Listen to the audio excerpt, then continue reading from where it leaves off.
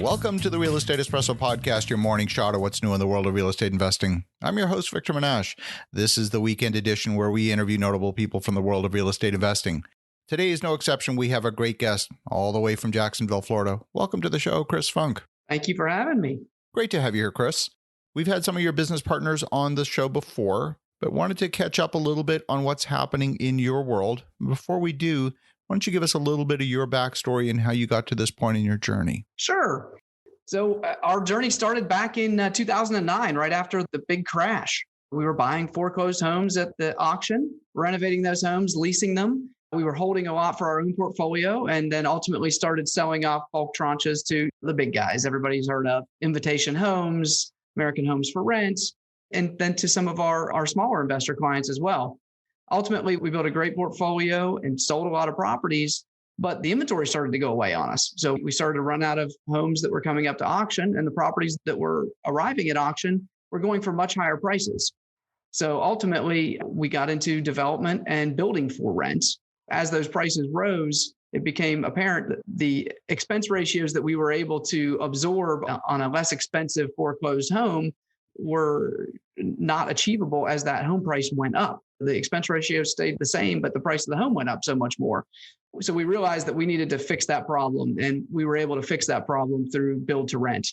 We were able to design homes that were built with tenants in mind, granite countertops, vinyl plank floors, stainless appliances, all the things that tenants want, but all the things as landlords that we want to make sure that we're keeping our maintenance costs down and keeping our turn costs down when that event should arise. And ultimately, that turned out to be a really great strategy for us because it was a lot more scalable than the REO to rent. In the REO space, every house is different. So you are literally having to go in and figure out what you're going to do with every single product individually. Whereas with the build for rent, we can decide the areas that we want to build in, or we can develop lots in the areas that we want to build in. And we build exactly what we want, where we want it. It makes it possible for us to go out with 4 or 5 plans that we know the tenants love and build those over and over again. Of course, the beauty of that, especially in a hot market as we've had over the last 4 or 5 years, is you're not competing with anyone for deals. You get to manufacture those deals out of an idea, out of your own mind, where the demand is materialized and you say, this would work right here, and you're able to buy the land presumably at the right price. Exactly. And that's obviously the rub there, is making sure we can buy the land at the right price. We were fortunate. We started build to rent before everything really caught back on fire. So we were able to pick up a lot of land position in these areas where it was still a little bit distressed. Today, it's getting harder to pick up those good land deals as the market is on fire. Just like before, you don't need to bat 100%. You pick up 10% of the deals that you look at, you got plenty of opportunity out there. Absolutely. So you're obviously using residual land value analysis, just like most developers do. Is there a particular signature that you're looking for in terms of land price, in terms of demographics, in terms of employment and growth? What are you looking for? Yeah, employment and growth are really the biggest factors that we look at, and then we back into all the other factors. So we want to be in markets that are growing and that have population moving to them. Obviously, we're putting a lot of units on the ground in these markets, so there needs to be new population to absorb those. Most of Florida, which is our largest area of product, is growing. And then also Atlanta. So we currently build in Atlanta, Jacksonville, Palm Coast, Ocala, Cape Coral, Fort Myers. All of those markets are growing at extremely rapid paces. And that really is our main factor. Then beyond that, we start looking at more of a micro level of the actual site. What is the median household income in that area? We know what it costs us to build in each one of those markets. So we're looking from that standpoint to make sure we're backing into, can the average person within a 3-mile radius of this property afford the rent that we're going to have to charge to make our numbers work? And if the answer to that is yes, then we're going to start looking at rent comps and make sure that other people are charging that much rent. But we want to make sure that everywhere we build, that we're building for the widest swath of population possible to make sure that our units are going to be absorbed quickly as we build them. I'm a little bit intrigued by Cape Coral. Let's talk about that for a moment, because when I think about Cape Coral, I think about this man-made, I don't know if it's brilliantly conceived or ill-conceived community that has all of these waterfront man-made canals. There's almost no amenities. They just thought about a bedroom community. If you want to go to a restaurant, you've got to drive quite a distance. And there's, like I said, almost no amenities. How does a townhouse product, how does a rental product fit within a community like Cape Coral? Sure. So in my mind, there's really two different Cape Corals. There's North Cape Coral, which is north of Pine Island, and there's South Cape Coral. Pine Island Drive itself has really grown up over the years and added a lot of those amenities, really just in the last couple of years. South of Pine Island is pretty developed, and there's some good restaurants, and you kind of get really close to Fort Myers when you hit South Cape Coral, and lots of amenities, and it's more of a hip spot to be. A lot of our clients are looking for, when I say clients, a lot of our tenants are looking for that space that they can get where maybe the rent is just slightly less and they're willing to drive that extra 5 minutes to go out to dinner. And that's really what they're looking for. And Cape Coral, it is a beast of a market to get your arms wrapped around, because the rents do vary widely from area to area. And then in addition to that, they've got a lot of different things going on from a zoning and utility perspective that you really have to keep your eye on, because it's changing. They're trying to handle the growth that they're seeing. So I guess the one way to put it is they're building the bicycle as they're riding it.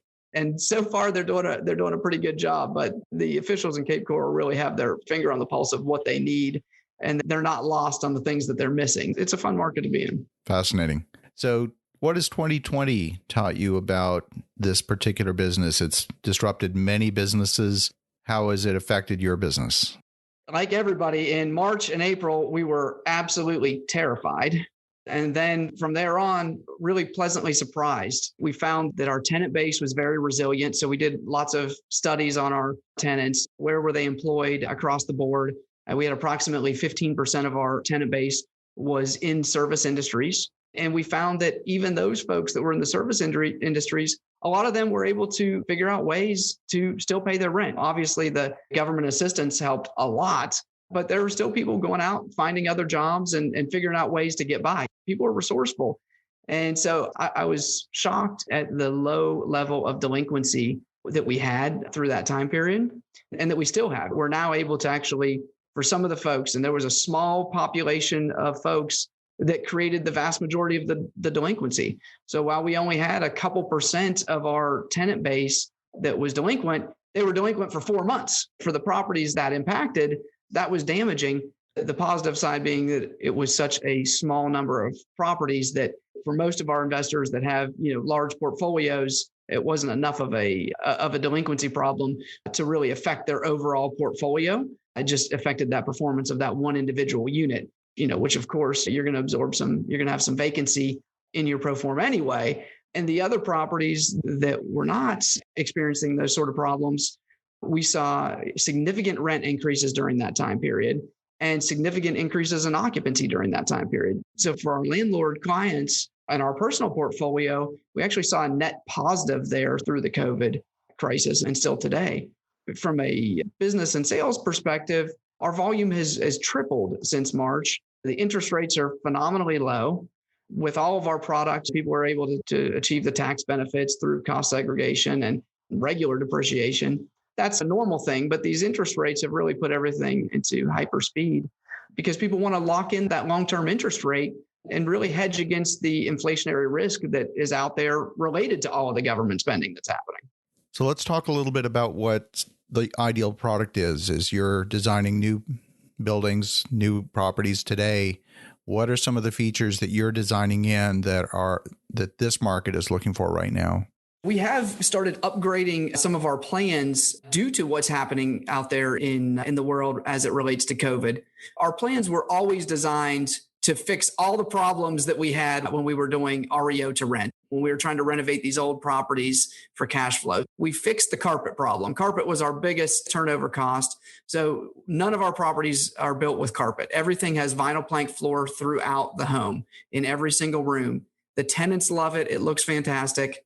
And it's extremely durable. We do granite countertops and undermount sinks in all of the kitchens and bathrooms. This is, again, very durable, but it's also beautiful from a tenant perspective. So it really helps with the lease up process. We also do either block homes or cement board. So if we're in a market that is a frame built market, we're doing a hardy board, a cementous board on the exterior of the homes. And or if we're in a market that's primarily block, then we're building with block. We really tried to get rid of all that deferred maintenance that we saw with these REO properties that we were buying over the years that had the T111 siding that was always rotting. We tried to eliminate all of those issues. So since COVID, one of the things that we got a lot of requests from our tenants for was more outdoor living space. Over the last few months, we've been revamping some of our plans to provide that outdoor living, some sort of patio for the tenants. Costs us a little bit more. It costs a little bit more to put that outdoor space on these units. However, we heard that request so much that we determined that we're going to get some sort of rental premium for having that outdoor living. And as people continue to work from home, that's something that is important. They need a little space to get away and be able to see some green space.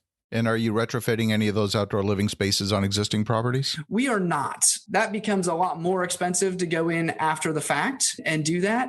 Obviously, we would if any of our clients requested that of us, but coming in and putting something on after the fact is not nearly as cost effective as doing it when we're building the initial project. Of course. Let's talk a little bit about your investor base. Is there a particular product category that they're asking for?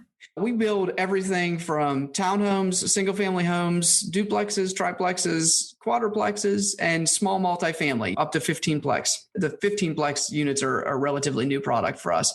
Our clients really enjoy a mixture of that product. Single family homes have a slightly lower cash on cash return than our multifamily product. So for an investor that's looking just strictly at cash on cash return, they're going to lean more towards a duplex or a quadruplex. For our clients that are interested in appreciation, they're going to more look towards a single family home. And we're not out here preaching appreciation. That's not what I look for in my investments. I look for cash flow. But if I can get cash flow and get in the way of appreciation and hope that comes my direction, that is our goal. But we don't count on that appreciation. But we do find that in single family homes, that the single family has more likelihood of a market-based appreciation based on customer sentiment, meaning home buyer sentiment, as opposed to our multifamily product, which is going to increase in value, but it's going to increase in value at the pace in which the rents increase for that particular property. Well, presumably the investor that's purchased a single family home for rental realizes that they do have multiple exit strategies. They can sell to another investor, but they can also sell to an owner occupant who might replace the vinyl plank flooring with ceramic or hardwood and make that their own personal family residence as another exit strategy. Exactly. It gives you one additional exit strategy, gives you a little bit more appreciation potential. A lot of our investors like to have a combination of both because you're still getting a great cash on cash return on those single family homes. It's just not as high as our multifamily. So, we see a lot of folks buying both asset types, boosting up their overall yield with the multifamily and getting in the way of that appreciation with the single family homes. Fantastic. Well, Chris, if folks want to connect, if they want to learn more, what's the best way? Sure. Just go to southernimpressionhomes.com and you can see some of the projects that we have, and you can feel free to give us a call at we're on there, which is 904-517-5939. Fantastic. Well, Chris, thank you so much for the insights. And for the listeners at home, definitely connect with Chris at southernimpressionhomes.com. In the meantime, have an awesome rest of your weekend. Go make some great things happen. And we'll talk to you again tomorrow.